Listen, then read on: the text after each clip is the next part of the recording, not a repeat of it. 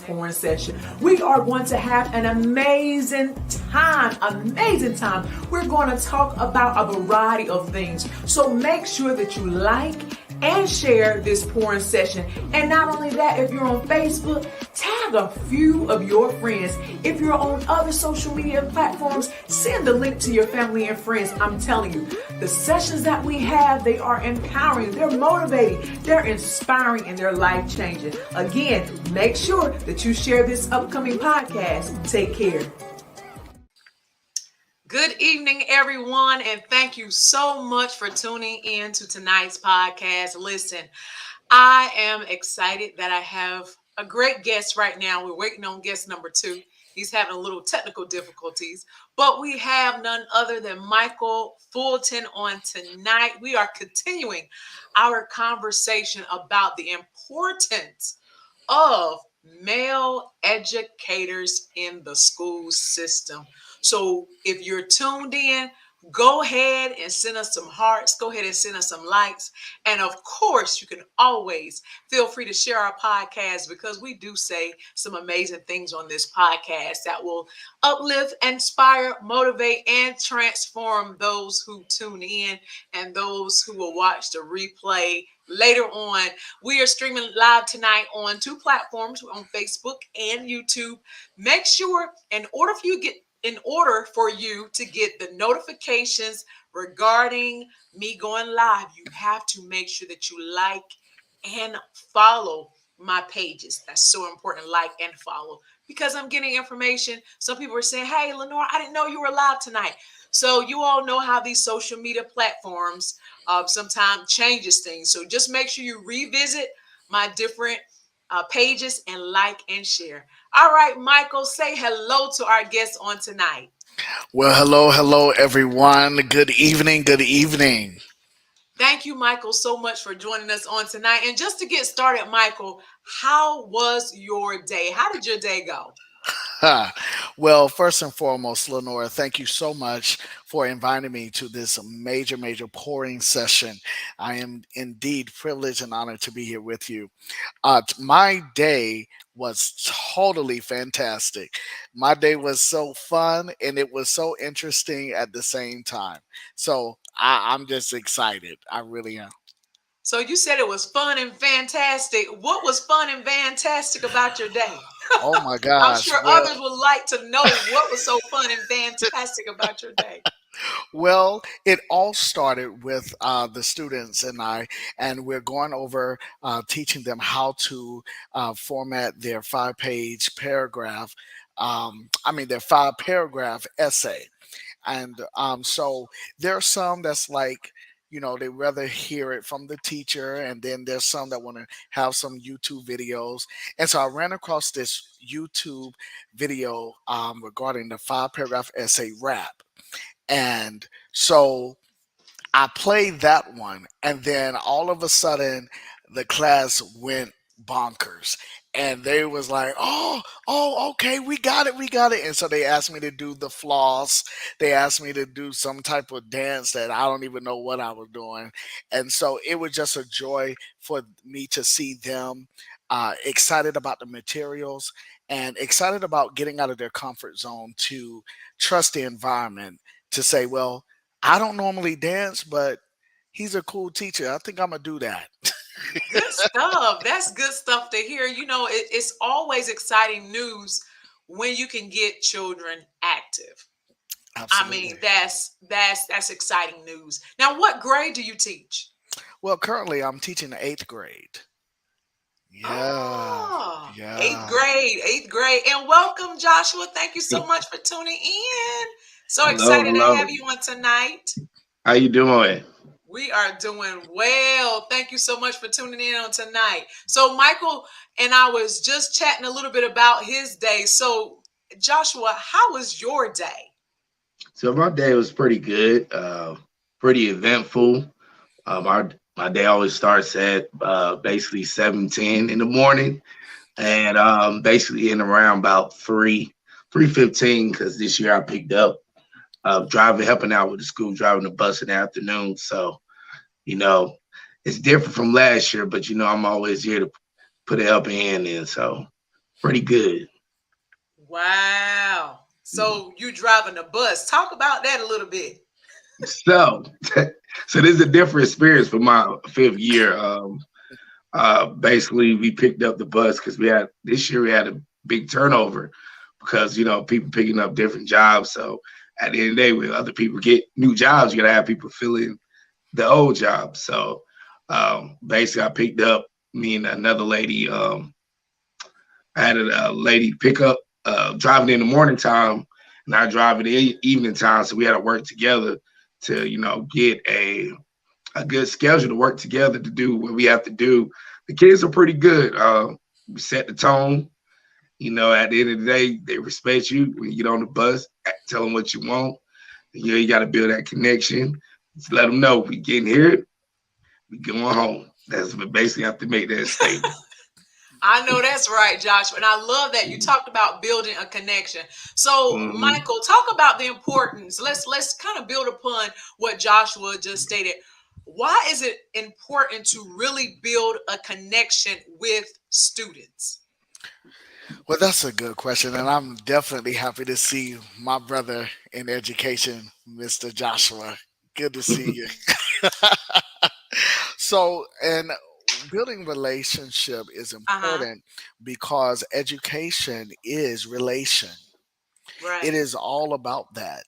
If I don't care how good you are, I don't care how talented you are, if you do not know how to relate, to connect to other people, other cultures, then your goodness, your talents, it's just going to hit a brick wall. So Mm. in order to literally show respect and gain respect, you have to take the opportunities to relate to the students and let them know that you are relatable, and you are able to connect on some level. I like what you said. It's so important to connect on some level because, like you said, the kids wanted you to do this little animation dance or what have you. They want you to do an animation. So, listen, you had to connect with them just on that level. So, Yes. we have some people. We have some people who are tuned in real quick, guys. So I just want to acknowledge those who are tuned in. Harold is on. He stated, "Hello, good people. Hello, Harold. Thank you so much for tuning in." Mabel is on. She said, "Good evening. Good evening, Mabel. Thank you so much for tuning in." Felicia Fulton, your best half is on. Good evening, Felicia. Thank you so much for tuning in. Desiree is on. She said, "Good evening. Good evening, Desiree." Well, I hope I said the name right. Nene, thank you so much for tuning in on tonight. So we're excited that you all are tuned in. Thank you. Make sure that you like and share this podcast. If y'all noticed that I was fidgeting a little bit on my mic, I thought I needed my earbuds, but I'm good. So that's what I was doing. Okay. So it's so important to build a connection. Now, you all have been in school a little over a month, right? Yes. A little Yeah, over a month. I've been in school for over a month. It's been since July. Yeah, Okay, so you started in July. yeah, yeah. Okay, so talk about a little bit, Michael, some of the challenges that you have experienced since starting school in July, and then we'll follow up with Joshua in just a few minutes. Well, challenges. Woo, that's a big C word. So definitely looking at how the pandemic has literally caused a break in the flow of education. So dealing with these students this year, they are the I would say the representatives of the students who have lost time and they have Mm, lost the flow of education. And so building the bridge to bridge the gap for them is a major challenge. We're facing it. There's a huge deficit, and to be honest, there was a deficit before the pandemic, and so all it did was heighten the deficit. And so what I'm noticing is one, as a male teacher, I have to let them express themselves in their world. Wow. Because if I do not, then if you don't care or allow me to express that, I lost a parent in the pandemic, like or my grandmother has deceased because of COVID, and I don't really have a grounding. If I do not create that safe environment, then the challenge of getting them to meet the grade level, or the challenge to help them to understand how important it is going to always be there.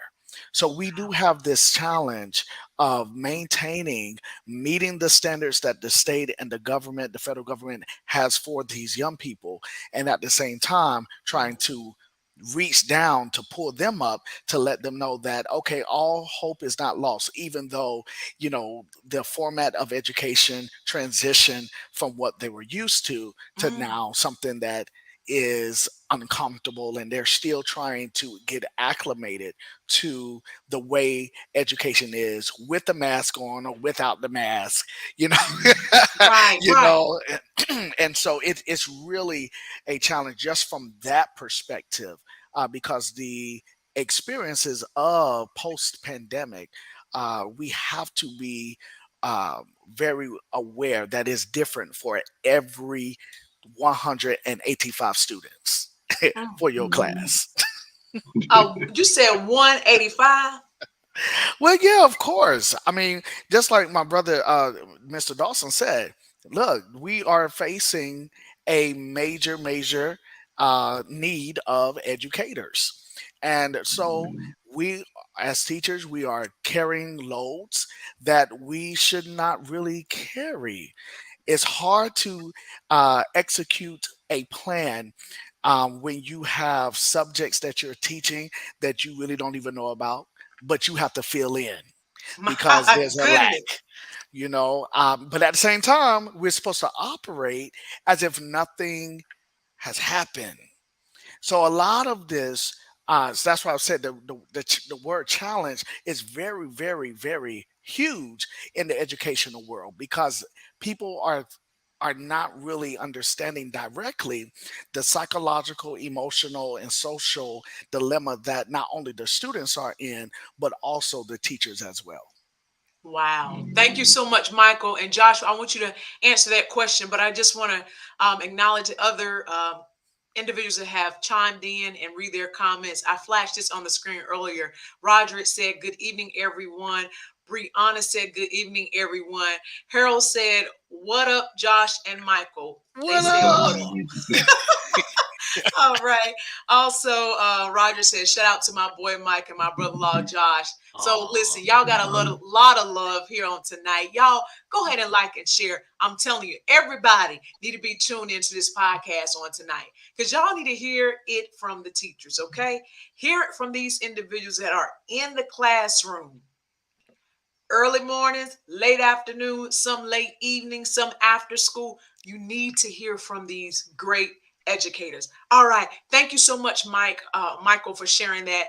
Joshua, will you go ahead and just share what have been some of the challenges that you have faced? I would say working with third graders, each year you're learning new students. It's different from fourth and fifth. Fourth and fifth, you might have seen the students in the hallway or chimed in, spoke to them, or any type of way communicated. But when third grade, you have to learn new students each year. You're Mhm. learning new names, you're learning personalities, you're learning what they like, you're learning what they don't like, you're learning stuff that you don't need to know, and you're learning stuff that you Oh, Lord. need to know. So during the first couple of weeks, I must say it's been very challenging. Like Brother Mike said, you're picking up um, challenges everywhere.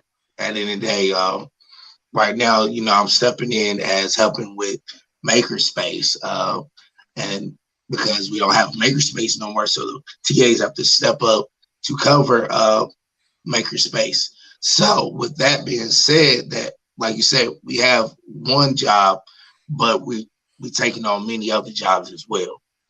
And so sometimes it might pull you from doing a certain job because they Uh-huh. need you here. And so it's Right. like each job pool is very taskful at the end of the day. But I must say this year has been very challenging. But at the end of the day, I'm seeing the positivity aspect um, changing. Um, what I'm seeing, building the connections, like I said earlier, with the kids, seeing old kids come back. I had fourth graders coming back, like, can we come back to the third grade? I said, Oh, no. They say, you sure you don't want to take us back? I would if I could, but I have a whole nother group of kids to work with. And that's the thing like that, when you build that relationship with the kids, they want to come back. And then you That's have right. the kids that when you're there, they've been there since third grade. You get to watch them grow from third, fourth, and fifth. So you yeah. still get to talk to them. When you're doing lunch duty, you get to see them. They come up to you, talking to you. Can they do this? Can they do that? You know, sometimes like at the end, you gotta set the tone. You gotta set the standards. Sometimes you be too cool with them, and then they try to run you over. So you gotta let them know, hey, I love y'all, Right. this, that, and the third, but at the end, you still gotta respect. Like, okay, now, all right, I'm being serious. You gotta sit down. They be like, okay, okay, okay. But it's been very challenging. But hopefully this year gets a lot better. Academic wise, is very tough. Like you, brother Mike said, you're dealing with the pandemic. I call it pandemic babies. And so, like you say, you was dealing with issues before Mm, issues before everything happened. Now it's like a bigger gap we're trying to close when it comes to the pandemic. Because you gotta think about it. They're online. We was teaching them online. right. And a lot of things we didn't hold them accountable for because county didn't we couldn't penalize them for not logging on. They can log on for like say an hour. Then they won't log on the rest of the day. Gotta count them. What they say? What they say? You gotta count them here. You got to count them here. So it's like we Really? really have. Yes, we had to count Or them there. and even with that, they could they didn't have to do the work from Mm-hmm. August all the way up. And well, I was teaching the high school at the time and also in the middle school. They didn't have to do the work until the end of the semester, and they still wanted you to go back to August and give them some grades. I said, Yep, y'all gonna have to pray for me. that's true. That's very true. Oh my word. When that was because it was the no harm policy, and that was a way where the state really wanted to just in a way to help somebody, to help all Mhm. of us to get through this pandemic. But the repercussions behind that is that, for students and families, if they do not have discipline, you know Mm, that's something that we as teachers we can be able to model, but that's not something that we that's not we can do for them. That has to come from the home base. you know the children are going to reflect what they're living right. area is and what they've been taught. So it gives us great pleasure to really be able to say, well, we're here. Being a black male educator, that is a powerful force. That is a Mm, powerful force.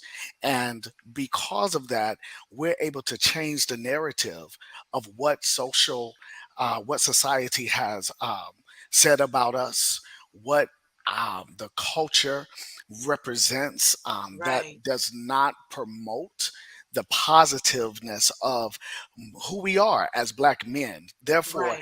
I take this as a tool to use to help the nation, the world, Mm, instead of just a classroom. Because see, the world is our classroom. We mm, are teaching, and what I love about it is that we're teaching nations. We're not teaching students. mm-hmm. See, when you start looking at it from this perspective, now you're able to say, wait a minute, I am a nation teacher. there are various cultures within my own domain who are with me. They trust me. They want to learn. They Right. want to succeed. They want to. I want to do it, Mr. Dawson. I want to do it, Mr. Fulton. Yeah. Okay. So yes, we're going to ride on that because why? They are connecting with the vision of who and what we believe about them. Right. And what you all represent as well.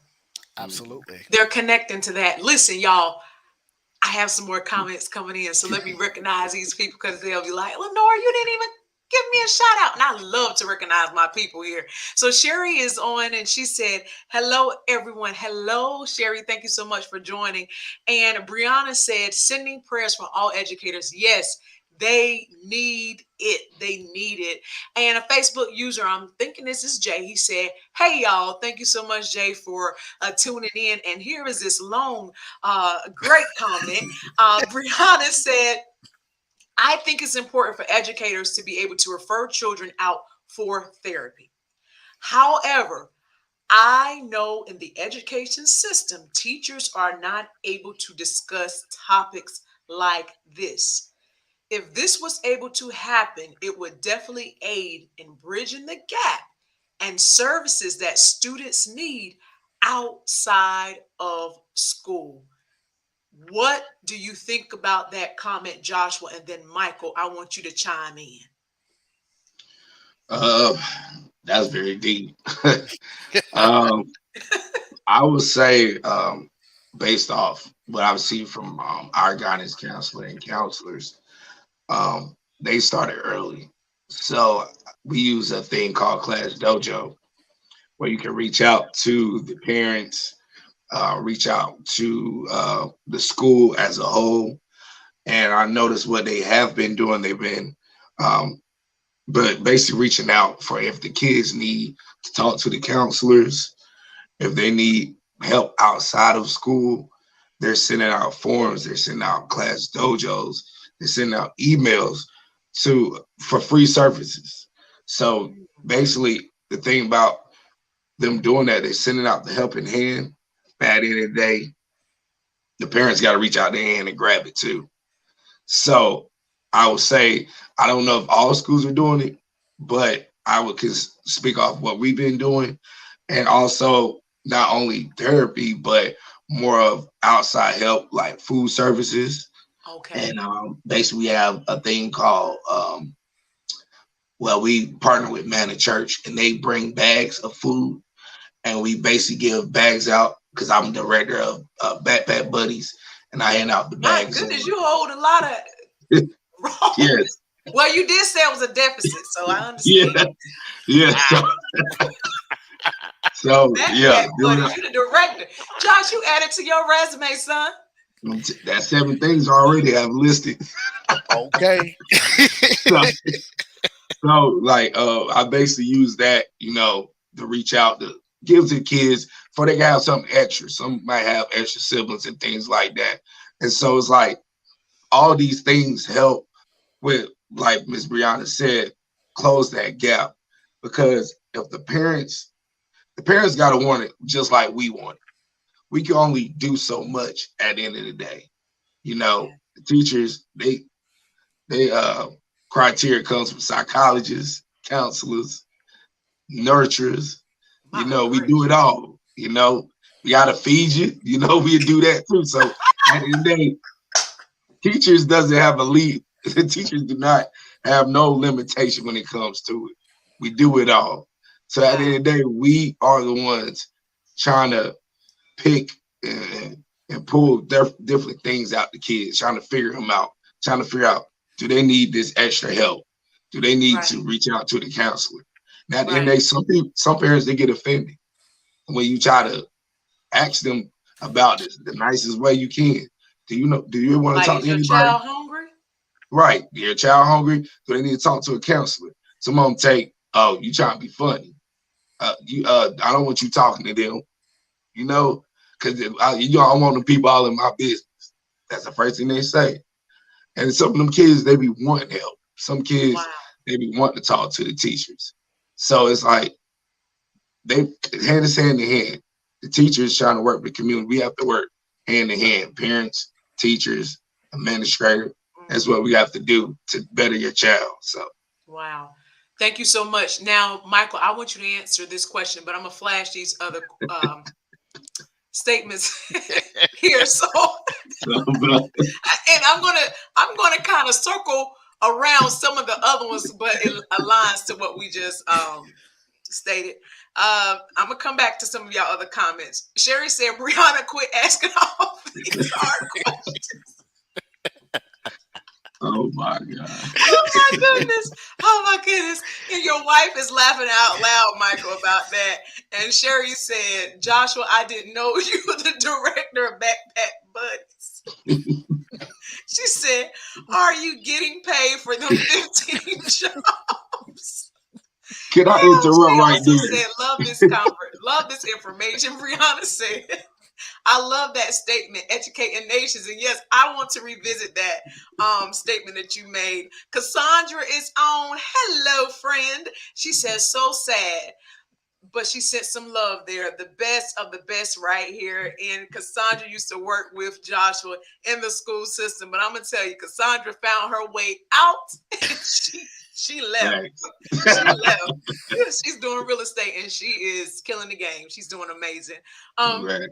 Romel Brooks is on. Thank you so much for tuning in, Romel. He said blessings to you as well. So I'm going back to this question. I just had to read them other statements because they were so funny. And I didn't want them to time out too quickly. So, Michael, elaborate here on this statement and question. I think it was brilliant. Well, definitely, Brianna is telling the truth about that. Our counselors across the state is doing a phenomenal job in trying to reach the students and their families and to provide those help and assistance for their not only academic needs but also the social needs as well. Right. It will definitely aid in bridging the gap, but the truth of the matter is that teach educators, specifically teachers, no, we cannot refer and do all these things. um, but one thing that I do is that when a parent asks me a question about, you know, do you think my child blah blah blah, I'll say, well, I don't have room, or I do not have the right to even say. But one thing that I will say Mm-hmm. is this right here. I will say to you that whatever the value of education is in your family, and whatever the vision is about education in your family, then you need to do whatever you have to do to make that vision manifest for your child. Mm. So now they cannot say, "Oh, he told." No, the only thing I told you was a word. That's all I gave you. It's whatever your vision is, and if you don't believe that your child needs to be on something to something to something, then guess what? You're not going to do it. And also, as an educator, it's really great to know your resources, because we are networking, and so that causes the gap to not be so big and wide, because we're able to say, all right, listen, this is what I've noticed about your child, Uh-huh. and this is a great solution. See, we also have to understand that we are solutionists, and we have to operate in that way. Mm. We cannot operate under the pressure of what the educational system is, because I'm gonna tell you honestly, it is broken. Everybody knows that. Nobody. I don't see not one person really trying to say, "Oh, I want to be a teacher because y'all None. making so much money." The student told me today, "I know you a teacher. You got teacher salary." So Say, I hold on, hold on. what, Say that again, Michael. What did he say? yeah, and the eighth grade. That's what I'm talking about. Said, now, Mr. Fulton, I understand that you are only getting paid. You're only getting paid. You're on a teacher's salary. So I understand you don't have that much money. I said, well, So what are you trying to say? I, You in a this broken system and you a broke teacher? Yeah, because I told him, I said, you're gonna have to be rich in my classroom.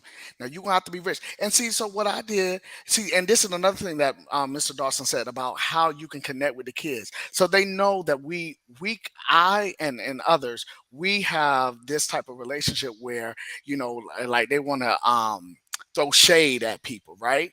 So I said, well, even though I'm on a teacher salary and y'all probably making more than me, I said, my bank account is much more than your grades. Ooh, Let's put that out there. They're like, no, you didn't. No, you didn't. I'm like, see, don't come for my money. Now just cause it's everywhere on the World Wide Web where everybody can see that North Carolina, we 46 wow. we right there. And so Yes. it is out there. These kids, they know that you have to be an educator with a passion for understanding transformation, because if you don't, then you're not literally going to be in this for the long Mm, haul. And so what we try to do is, with our presence, make it known that while you're with me, we're going to impart some wisdom, we're going to impart skills, we're going to impart fun, we're going to impart resources for you, right. because guess what, we're only 2% in the nation. That was the stat that was given on the previous podcast. So to hear that again, we got to up those percentages. But they got to up the salaries to make this more attractive for males to be in this profession. Seriously. Because now you're dealing with a deficit. Both of you all are dealing with a deficit. And then you're dealing with children trying to throw shade. Lord have mercy. Let me see if I have some more comments coming in. Because this right here, y'all, wow, I was not expecting this here. My gracious. Sherry says sometimes when you send the kids home,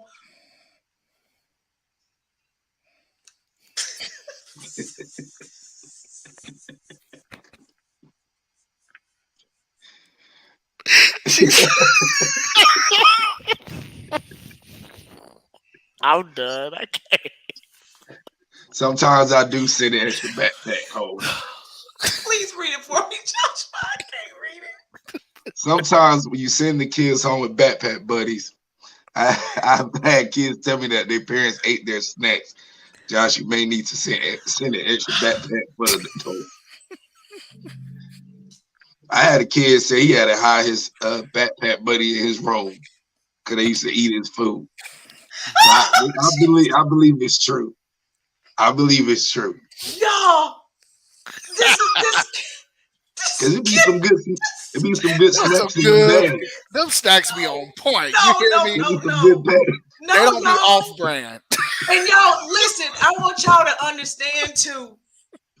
Gee, I can't even get myself. And they free. Y'all gotta be kidding me. This be happening. Yes. They say they have to hide their snacks. Oh, Jesus. And the parents the one put in the request for the snacks for the kids. So you can't you can't stop the kid from getting the snacks. So You Come one on. kid and you need 5 bags. Okay. Why you need Let's try 5 to bags? move. Let's try to move past this.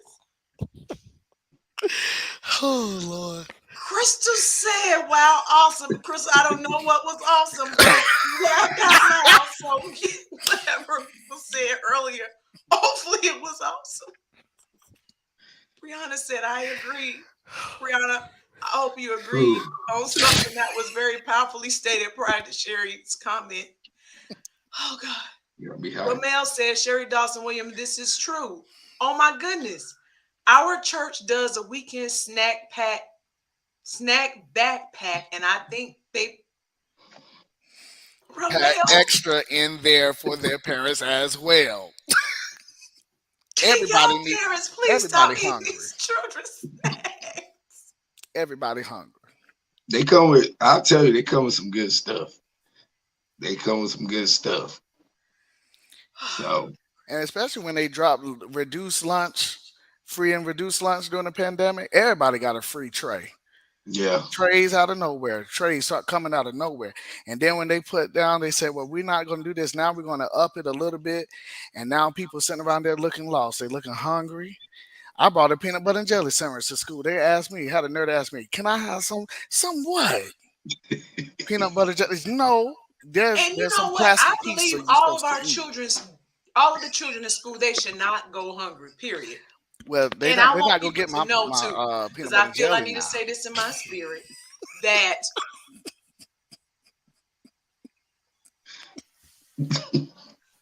I'm sorry. we need to do better. I'm just gonna say we really need to do better. We really need to do better. I'm just gonna but say it I'm, like that. can I Sherry Dawson piggyback? Williams said, "Oh my goodness," they said Michael Fulton is broke with no money. I'm done. I cannot believe this. Well, I can. I can't sit here and act naive. I can. Romel said, hello, somebody. Hello, Romel. My gracious. Sherry said, oh, Michael Fulton, that's cold using smacking on those children. Ice cold comment. That was Courtney LW. She sent some laughing emojis too. Sherry said, I'm screaming. It was you that started this. It was you that started this, Sherry. Brianna said, it be the good snacks. So She they be have really eating good them too. snacks. What type of snacks? She be eating them kids snacks and counseling. But they be having, I say, they have ravioli cans, have little fruit snacks, water, grits. Josh, move a little bit back in your camera, I'm son. sorry. They be having grits. I don't know. I gotta say they be having about the back be pretty full. So Wow, Yashika said, Lord, honey. I said the same thing. Angelique, hey, Angelique, she's on. She said, I am weak. I really was weak. I couldn't even read the comment. I'm serious. Sherry said, Josh, you need to stop it. Also, Romel said they shouldn't go hungry in America. I absolutely agree, Romel. the richest place We in should America. not go hungry in America. And I know I'm about to make a political comment, and I try not to go here. But if we sending millions and millions of dollars Billions. over here to these foreign countries, come on, we got to take care of home first. Mm. We have to. None of our children, people should not go hungry in one of the richest countries in this world. It shouldn't be happening. It shouldn't be happening. Shouldn't be happening where these parents are eating these kids backpack snacks. And some children have to hide them. That shouldn't be. It shouldn't be. And Lenore, try billions. I agree. Billions of dollars. Mhm. Billions of dollars. I'm serious. And they just sent what Ukraine a couple of months ago. Millions, Recently. probably billions of dollars over there. I don't know the miracle figure, but it was a lot of money they sent over there. And we got war going on right here on our land. Hunger war, mental health wars. Depressive wars. Wars come in many forms. Oh, I feel. Let me just get away from that. And Lenore, go ahead. If I can interject, this is where in all seriousness, we are having fun. But in all seriousness, when a child is hungry, it's hard for the child to literally, or the student, to literally function and operate in the best of themselves. That's true. So when so there will be times where I used to have, when I taught in high school, a little cafe in my classroom, and I would say, okay, so your parents have to literally say that it's okay for you to have hot cocoa. And then we have other snacks available for them. So because we want the students to literally be their best self. And if one side is lacking, then holistically, the child is not going to do the best. That's right. So we are more than just in the classroom. We are counselors, we are nurse, we are, I mean, I can name so many things of who we are. Right. But most importantly, I am very proud to see that even though black male educators, we're 2% in the nation, and I believe Philadelphia, this is 4% in Philadelphia. But the fact that when they see me, Mm, now I'm a core teacher, so I teach ELA, English, Literature and Language. You hardly ever see a representative of myself mm, in that field.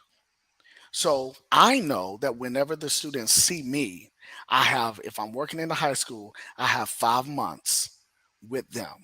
wow. I need to pour into them Mm-hmm. the kings and queens that they are. Mm-hmm.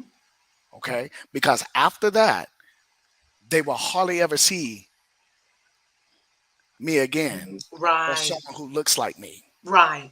Okay. So now, Right. since I moved down to the middle school level, it is highly important that they see that I'm able to be there for them, because the next 4 years they may not have another black male teacher.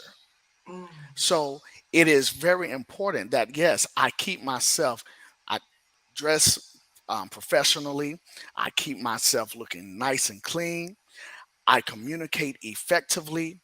Why? Because I understand that when I'm pouring into them, I am actually filling them up with new hope that they did not know of. I am right. filling them up with a new vision of a black man whom they did not know of, but Right. they based it off of, oh, here's another image of what a black male is doing that's wrong. Right. You see, so we are a rare commodity. Yes. But one thing is for sure, like I share with them, don't just look at me as a role model. I'm more than that. I'm more than just a disciplinary person. I'm more than that. And sometimes you have to literally sit there and know your purpose and operate within it so that the young people can see. See, when you come into Mr. Fulton's class, when you come and see Mr. Dawson, you're stepping into a class that is safe, a class that is full of fun, but at the same time, you learn it, and you learn it in unorthodox ways. Right. There were teachers coming into my classroom knocking on the door. Why your music so loud? Cause we're learning. And you gonna have to just wait until 4 minutes and 45 seconds of the video until it's done. And then the kids like, can we do it again? Yes, we can. Why? Because I'm being real. Because they understand the significance. See, when you start talking to them not by their age, but by their intellect, when you Mm, start communicating with them by their intellect, then guess what? It drops off these stereotypes of okay. what a black man is. Right. And so that's why it's so good that I could have went into the administrative role. I could have. Okay. Okay, but I stayed in the classroom. Let's be clear. Mhm. Let's be clear. I I stayed understand where you're going. in the classroom. Now, since I stayed in the classroom, Lord, I wish I had a little bit more money. But you know what? One thing that I know is that I have to be there because I'm on an assignment to make sure that whenever they come into the classroom, Hmm. they receive hope, they receive love, and they receive the next move to take them to the next level. I love it. I love it. Thank you so much for them comments, You're welcome. Michael. Uh, I'm going to read these comments and then Joshua. I want to find out how many others look like you in your grade level as well. We're going to talk about that and the reason why you are still where you are. Okay. Sherry, excuse me, Ramel said salary wars. I definitely agree with that. And Sherry, Sherry stated, when I'm hungry, I can't function, Sean. Yes. And so why do we expect children to function? Mm, I mean, they can't. They really can't. Ramel stated, or should I say wage wars? Companies don't want to pay living wages in this country, mostly due to greed. I agree. And I kept hearing you all say that our system is broken. We got to figure out a way to fix this thing. I'm serious. We need to pour more money into our education systems because our teachers, they need bigger salaries, period. The role that they play in these children's lives are so monumental. They're so monumental. And these are the years where these seeds are being planted in their life.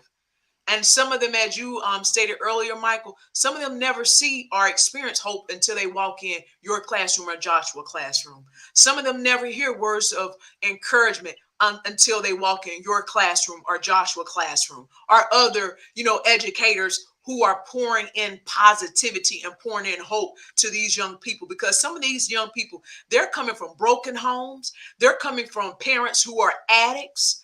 They're coming from, various backgrounds. And the only hope that they see is when they walk into your classroom and you give them a smile or you say positive words of affirmation. So we got to figure out a way to help this broken system. Felicia, your wife, agreed with something earlier exactly. And Harold was telling Sherry that she need to go eat after making comments earlier. Ramel stated, I didn't know you were teaching middle school, Michael Fulton. Yes, I transitioned. All right, good stuff. Brianna said, that's so true. Basic needs have to be met before anyone can effectively learn human development 101. And taking me back to my sociology years, I think it's like Maslow hierarchy of needs or something like that. Y'all don't know what I'm talking about. But anyway, there's a triangle with there's the different needs that have to be met. For people. That's been years and years and years ago. So you all give me a pass on that, okay?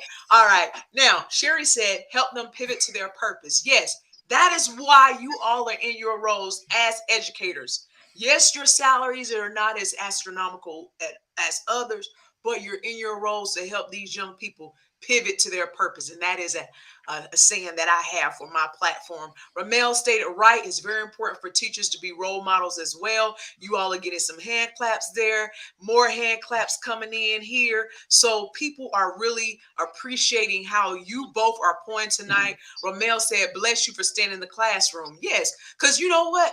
I'm sure you can go to something else, like you said, on the administrative side. I'm sure with Joshua, with him and his age, he could have been say, you know what? I'm out of here. I'm gone. I'll find me something else. But you all know that you're in your places for a time and a season. And you know that you're being instrumental in those times and seasons. Okay, now, real quickly, Felicia said right, and she's giving some hands up. Sherry Dawson Williams stated, Michael Fulton, why you sound like you are doing your trial sermon with the hand clap? I knew she was going to say something like that. I knew it. I know it was coming. Brianna even said, preach, preacher. I don't know if you are a preacher, but you sound like one. He is. I'm just passionate. That you all are building nations and talking to nations and teaching nations, honey. You got to understand the vernacular and the parables and the analogies that go on there. Roger put LB and some love and some hands. I guess one of Line Brothers or somebody. Okay, here. Roger T. Williams, my boy. Larry Williams said, I applaud your dedications, but at some point you may need to move into administration so you will have a voice for change and may advance up the ladder far enough to help hire Black male teachers. He said that there. Brianna said, that's correct, Nora. Also, Ramel Brooks said, yes, there is a pyramid. I thought so. Now, y'all know what? That was back in 2000 and probably 2. So 20-some years ago. Felicia said, you're right, Lenore. Maslow hierarchy of needs. Thank you, God. I'm not crazy. And thank you so much for my memory. Thank you, Felicia. Thank you so much. You're helping me out here. I appreciate you. Sherry Dawson Williams said, girl, you remember Michael came to the church and preached 3 times. Yeah. Okay. Josh, really, Josh? Give it up. Okay. All right. Joshua, how many other males, specifically Black males, do you see in your grade level? So, in my grade level, we do have another Black male teacher. In fourth grade, we have a Black male teacher. Uh, we were blessed to have that many Black males to be in the school system. TA wise, I'm the only Black male TA, and so like you said, when the kids first see you, they trying to figure you out. And at the end of the day, a lot of the kids, they look at you like you a big teddy bear or something. You come in there.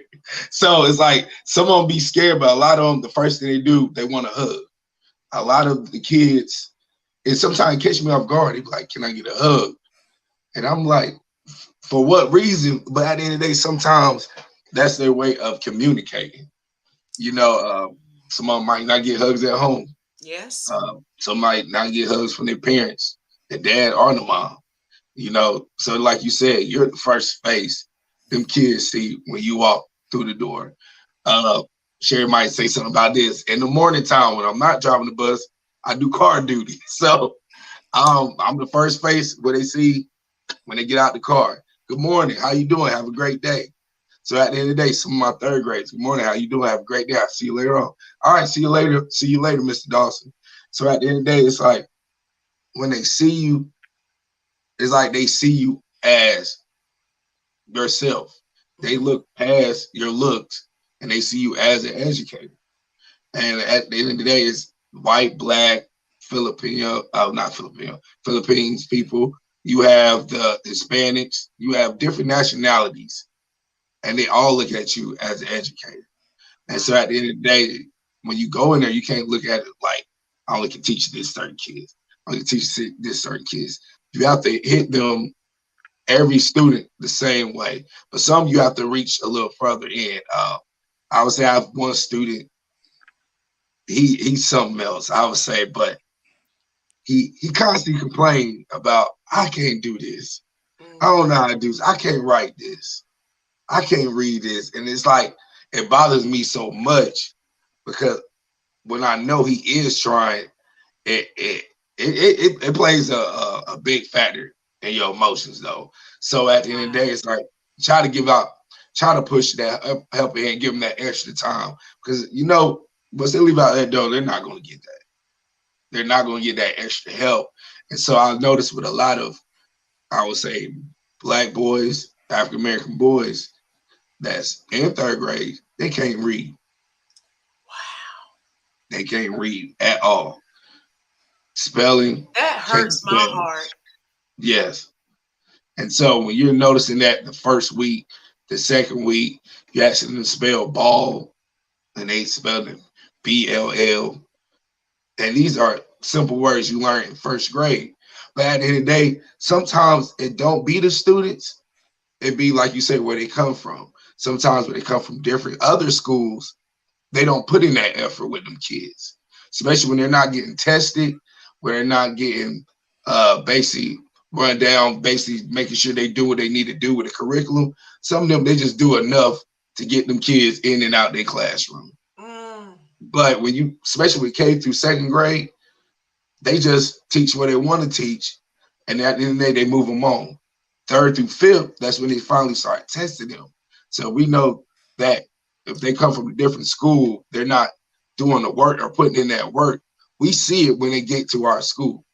So that means we got to work double time to get them on grade level, because a lot of them be still on first and second grade level. And the thing is, like, with the big turnover, it's hard to, reach every kid because you have one person doing multiple jobs. So when you're in that classroom, you're trying to do what you can, reach the student, work closely with your teachers. And that's a big important thing. You want to work with your colleagues, because at the end of the day, you're reaching that student just like they are. When you're not there, they're there. So at the end of the day, you have to come together to work. And basically, what I say, that's the word for this year, double time, because that's what you got to do. You got to work Whole double time. time on the kids, and you just hope you get them to grade level. But with the ones they do want to learn. They do want to keep trying. They do want to put forth the effort. So at the end of the day, we have to keep, as much as it's so dreadful at times and draining, it's like you have to keep pushing. You have to keep priming. You have to keep doing what you have to do, because if you don't, like you say, if they don't get it there, they're not going to get it anywhere. And like you say, when you see with different kids, they see you in school, they might not see another one of me. But when they see a person that look like me, when they get out in the real world, they won't be afraid. They were like, oh, he reminds me of Mr. Dawson. So he might not be scary. You know, he might speak to them, hey, how you doing? They won't be so fearful. But at the end of the day, it's what's taught in the home. So they might be, you know, reaching out, this, that, and the third, emotional, close, whatever, with me. But at the end of the day, when they grow up, is what the parents keep instilling in them. So at the end of the day, it's a battle that's always going to be there. So yeah. Wow. Thank you for those words, Joshua. And I want to ask you all a question, because y'all are sharing some amazing information. Both of you all are doing a phenomenal job on tonight. I want to ask this question, but I want to read some comments and come back to this question. How do we start making change? I want you all to share your thoughts on how do we start making change within our education system. Okay, that's going to be the next question. I'm going to read these comments real quickly here, and then we're going to have you all to answer the question. Sherry said earlier, she said, I'm just playing Brianna, but Michael is an awesome person and minister. That was in regards to that 3 hours, Michael. Gloria Rich said, thank God for your vision, Mr. Fulton. Sherry said, Joshua, you are more like a grizzly bear. No, he's a teddy bear. Don't say that. She also said, I'm loving this episode. I am too. I mean, great information from these two educators. Sherry also stated a lot of schools have that mentality, just pass them to the next grade. They do. Some of these, some teachers. That's why I love the word educator, because the educator, they're all in. They're in for the holistic being of a child versus just teaching them principles to to go to the next grade level or just to pass them on to the next grade level. She also stated, you better say it, Joshua. And she stated, I raised you.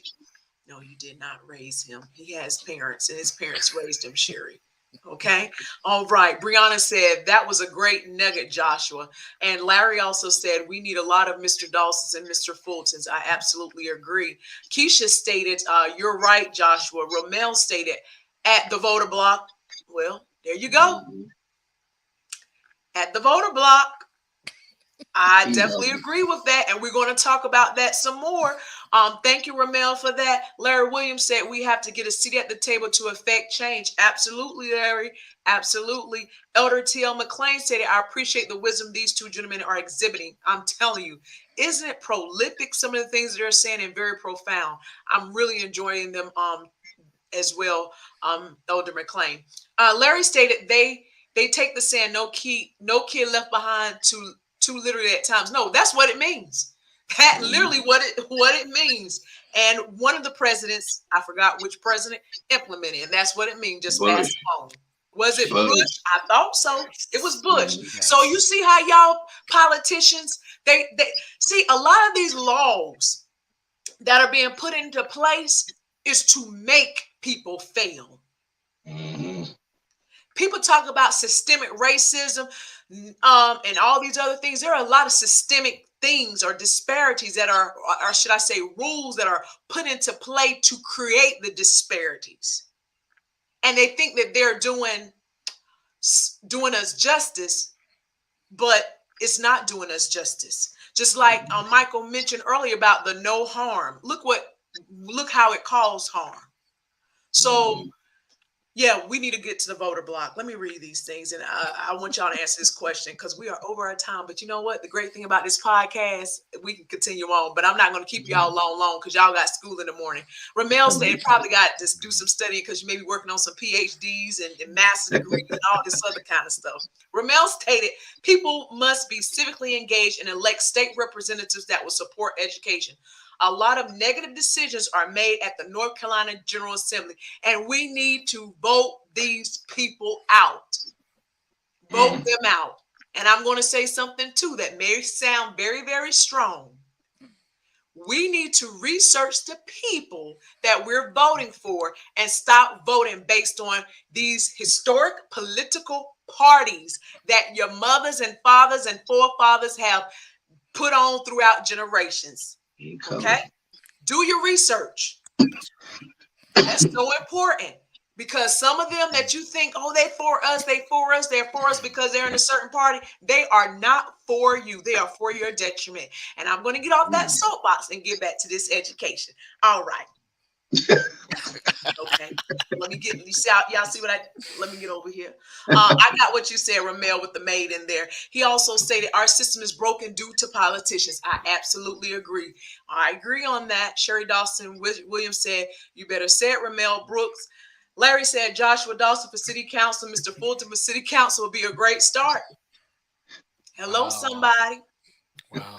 If you don't want to start there, just go right on over there to the House of Representatives and Senate seat, like some of them do. Ramel stated politicians don't have a clue on how education works. They try to run the school system like corporations, and it won't work. I absolutely agree. See, I got somebody who is supporting me in these comments, and that Felicia is on it. Yes, Felicia, research is key, honey. It's key. Let me tell you something. 2020 taught me a lot of stuff. All right. I'm just going to say that there. If y'all want to have a sidebar conversation, hit me up in my inbox and I educate you. Okay. All right. Crystal said knowledge is power. It is power, but knowledge is power if you implement it. That's something that I've added when I go to do various talks. It's powerful when you implement it because I can give someone knowledge all day long. If they don't do nothing with it, guess what? It's null and void. Sherry stated Ramel Brooks for District 35, and that man don't live in 35. He probably live in District 2. Okay. All right. So real quick, Joshua, you was the last one to talk. So Michael, where can this change? How do we start working towards change? And basically Ramel said at the voter block. So would you like to elaborate and add any additional information to that? Well, I would. I want to give credence and accolades to Dr. Ramel Brooks. Dr. Brooks has, he and we grew up in the same middle school, went to the same high school, and to see that he used to teach. He was a chorus director at E.E. Smith. I do remember, and now he has, Golden Bulls, Golden Bulls. excited. Well, and I'm now, a bulldog. look, I'm a Colt. So y'all don't do it. Don't do it. And so, to see him, and we encourage each other as he has received his doctoral, and to see where he is and what he is doing now. He says something that is very true, along with others. We have to, in order to start where the change need to be first, it has to start with us. It has to start with us. We have to, yes, I could make a career change and go from being a teacher to educational leadership, and to be in those particular areas where we are able to make those changes. There and so we have to look at it as well. We are the ones that are voting, and you said it very well. If we are not an educated voter, then we're going to vote off of rhetorical broken promises.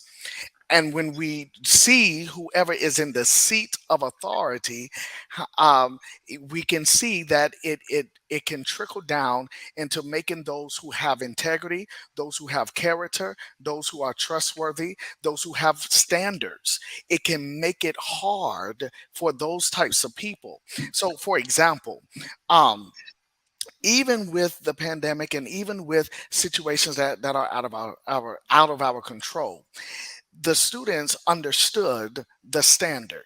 Right. They understood, okay, Mr. Fulton is not one of those teachers that just says, okay, you can just do what you want to do as long as you do what I'm asking. No, right now, my theme is ownership Mm. learning. Ownership learning. So when you come to me, you are going to be held accountable of what you've learned. And I believe that if we would, as a community, as a city, think about what it is that I'm learning. Who did I place on the school board? Let's start there. What I didn't vote, well, then you don't have anything to complain about. You have to accept what you did not put an effort to change in. So when we look at the school board, we have to literally think about, okay, these people have not, and and I talk about this sometimes. The people have not taught in a pandemic. So how can you give me strategies on how to teach when you are not even teaching? Okay, that's another thing. Then, so in order for me to have a change, as a teacher, what I do is I go for the highest seat in the school, and that is the school improvement team leader. So now I'm a representative of the teachers, the students, Mm.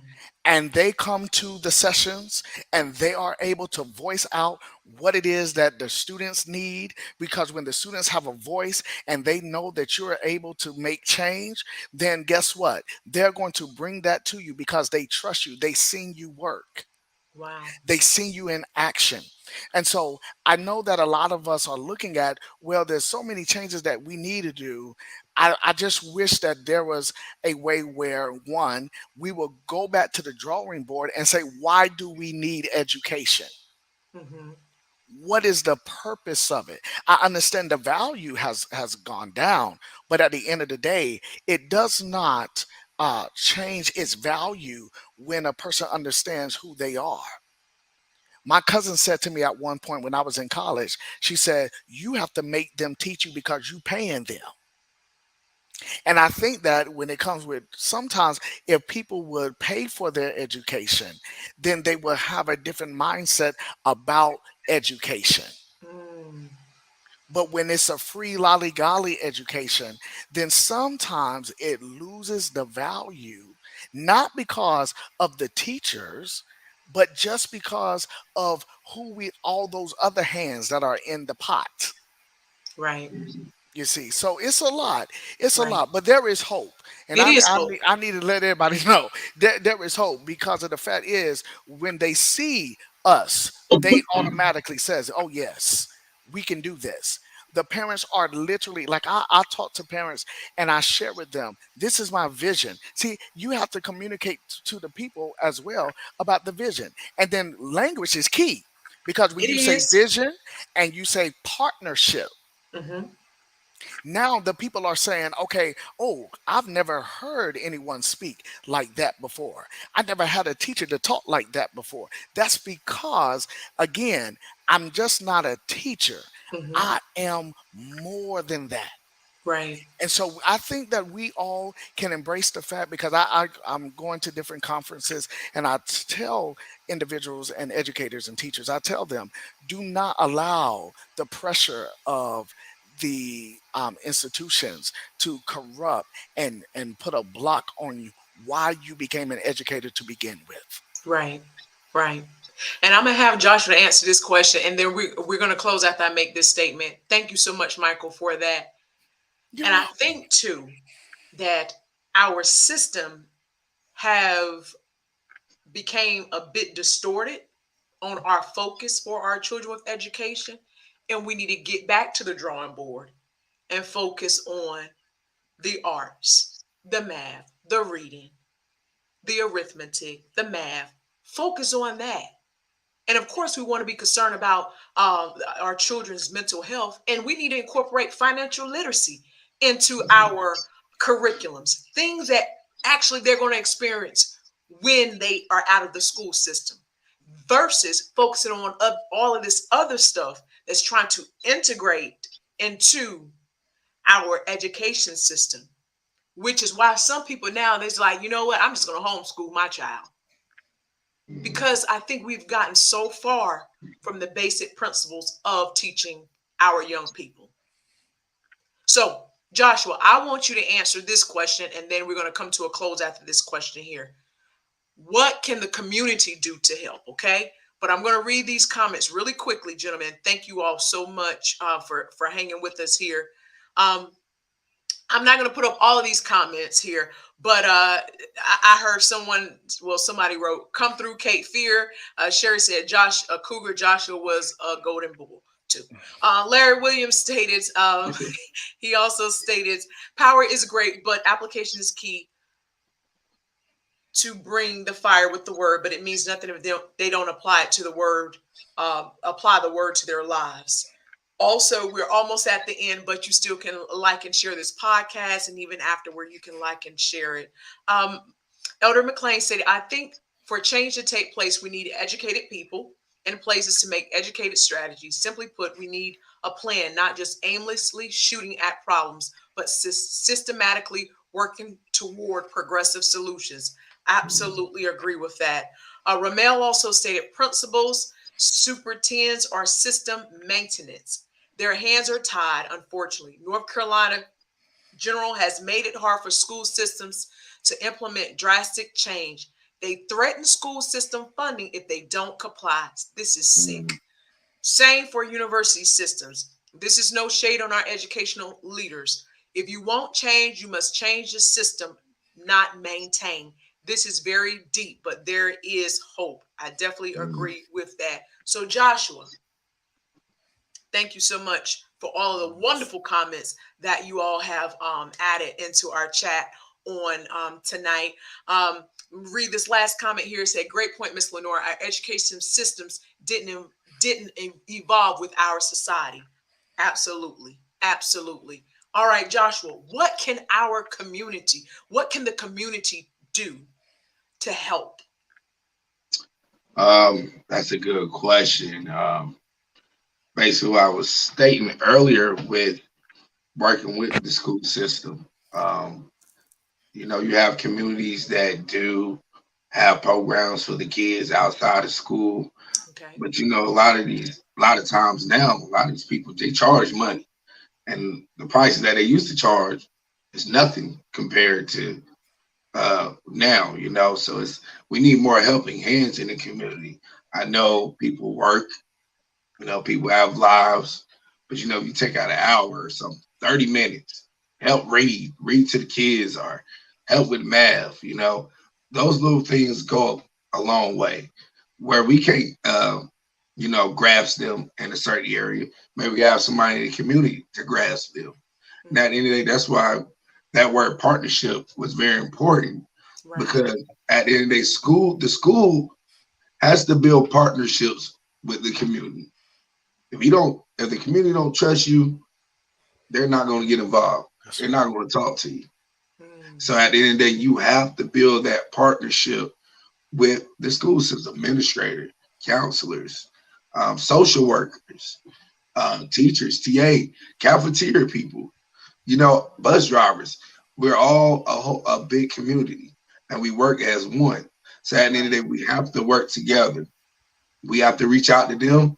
They have to reach out to us. But at the end of the day, we have to beat each other halfway. Sometimes you have to reach over the halfway line. Sometimes you have to put in more work to grab them, to pull them to the halfway line. And at the end of the day, we can just work better with each other. So it's a tough situation right now dealing with COVID, because a lot of people, they have cut back from coming to the school system, volunteering. But now the school is allowing the school to have more volunteers. So we allow the people to come in again. So if they want to mentor, if they want to just come sit in on the classroom, if they want a proctor, they can do that. Okay. Now we have a lady that works in our school. She has little counseling sessions, little group sessions with the kids, and she'll pull them out of the classroom. How's your day going? What's something that's going on with you? What's something you want to talk about? She lets them talk.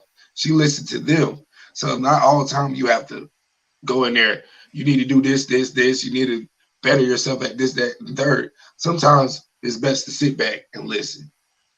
Because when they start talking, they start telling you everything. You know, just being a listening ear. And then you interject little small things like that. So at the end of the day, we have to come together and work as a whole to better our community. And like everybody was saying, like it starts from up top. At the end of the day, if they haven't been in the classroom, how are you going to tell us what to teach? You want this, that, and third done by Friday. You want this, that, and the third done by Monday. Now, and then you have to work overtime. Right. Being a teacher doesn't stop Monday and Friday and you leave it there. Some teachers do. Some teachers, they can't do that because they have other work to do. So I'm working on Saturday, Sunday nights, trying to get their stuff together for Monday. And they don't understand the sacrifices the teachers take that pull them away from their personal lives. Right. Which builds sometimes tension in between the household because they're trying to get all their curriculum, lesson plans, things done to be there on Monday morning. Wow. At the end of the day, they're not seeing that. You know, so at the end of the day, it's got to be a lot of understanding. I say compromising, you know, but at the end of the day, we have to understand that teachers are not robots. They're still human. They make mistakes. But at the end of the day, we come back the next day and tackle whatever challenges head on. So. Well, Michael and Joshua, I want to say thank you all for the hard work that you all are doing in our education system and other educators, anyone in administration, our bus drivers, our TAs, our janitors, our school nurses. There's so many individuals that play an intricate role in the lives of our young people. And I want to say thank you. Thank you, Michael and Joshua, for volunteering your time this evening to come on this podcast to share. I'm sure, and I know without a shadow of a doubt, that you all definitely have inspired and provided hope. We all have work to do. We all have to get involved. We all have to help make a positive change because so many people, they need it. So again, Michael and Joshua, hey, you just never know. We may have a part 3 to this education series because bring it on. Bring it on. Let's do it. Yes. Because we want to know now. After we didn't talked about everything that you all experienced, but what about you all? How do you take care of self? And we haven't even gotten there yet. But again, we may have to have a part 3 to this series. Let's go. Right? We didn't even have time for that because we were talking about all this other stuff on tonight. So I just want to read these last comments. Sherry said parents also need to work with the school officials as well instead of being confrontational. I definitely agree with that. Felicia Fulton said this was a great session. It definitely was. And Sherry agreed with you on that, Felicia. Thank you, Felicia, so much for allowing us to have your husband for this time on tonight. Definitely, he did an amazing job. And my brother Joshua, again, brother, I'm so proud of you. You did an amazing job on tonight. You all make sure that you like and share this podcast later so someone else can be empowered from it. Michael and Joshua, hold on. Everyone else, good night. I hope that you enjoyed tonight's porn session as much as I did. Listen, please share with your family and your friends. And if you want to find out more information about Lenore Pours, please visit our website, www.lenorelasser.com, to find out how I and our team can partner with your organization or to partner with you. I look forward to hearing from you. Until next time, remember, you are born for a purpose, and that purpose is to pour into the lives of others.